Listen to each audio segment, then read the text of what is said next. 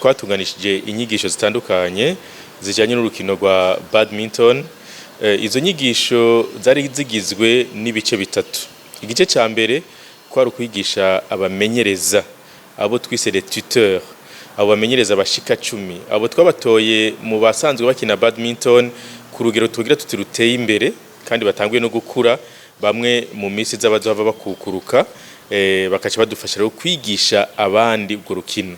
Abo nibo twise aba tuteurs batanguye kwiga igenekerezo rya 29 ndamukiza gushika ku igenekerezo rya mbere urusama, inyigisho z'imisi 3 zikomeye.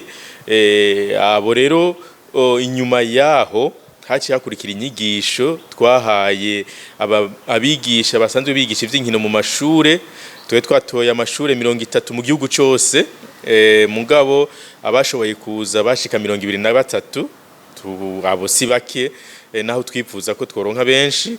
Abo rero bigisha bakaba rero aribo bazokwigisha urukino rwa badminton mu mashuri, bakazogwigisha mu ntumbero yuko rukinwa nk'izindi nkino zose musanzwe muzi, hanyuma ruje mu nkino zikinwa mu mashuri bijya twita les interscolaires. Inkino zihuza amashuri badminton twifuza yuko n'imiburiburi mu mwaka uza bidashobotse uwukurikira w'mu 2023 badminton izobikinwa mu mashuri ma interscolaire. Hejuru yaho murazi yuko turetse izo nkino ziba mu mashure no mu karere hari inkino zihuza amashuri nazo nyene badminton izikinwe. Turetse nizo zihuza amashure mu karere ka East African Community, murazi ko ku rwego rwa Afrika turafise inkino za badminton zihuza amashuri nazo nyene twifuza ko amashuri yo mu Burundi nayo nyene yosegurukirwa. Hanyuma hejuru yaho tukifuza yuko mbere nizihuza amakaminuza ku rwego rwa Afrika n'amakaminuza y'u Burundi akina badminton nayo nyene yoserukirwa. Murumva ko mu kwigisha rero bigisha inkino mu mashure bifise intumbero yo gutuma amahiganwa ya badminton nayo nyene atangura. Hanyuma mu cyugira gatatu twatunganije warujanye no kwigisha abakinyi gukosora udukosa abakinyi bakinirako, ico twise camp d'entraînement y'abakinyi dusanganywe ngaha. Aho tukaba twayitanguye no munsi igenekerezo rya 4 ikazofata imisi 4 gushika igenekerezo rya 7. Uwo mumenyereza yavuye mu gihugu ca Benin ariko arafasha gutanga izo nyigisho, azoca korana n'abakinyi bacu kugira ngo abafashe gutumbereza kubijanye n'ubuhinga bwo gukina badminton. Ni wo muce niyo mici 3 nababwiye twatunganijemwo izo nkino.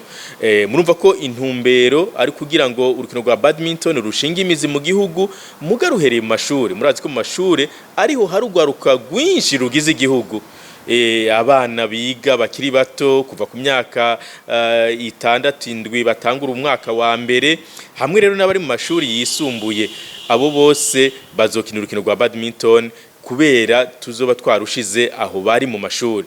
Hanyuma ikindi mwamenye naco nuko muri izi nyigisho zo kwigisha abakinyi kubijanye no gukina urukino rwa badminton twaciye dushiramwo n'abanyeshuri bo muri kaminuza yo kwinonora imitsi IEPS kugira nabo baronkera akaryo ko gutumbereza neza inyigisho baronka zijanye n'urukino rwa badminton, kuko murazi yuko haraheze imyaka irenga 3 urukino rwa badminton rwigishwa muri IEPS.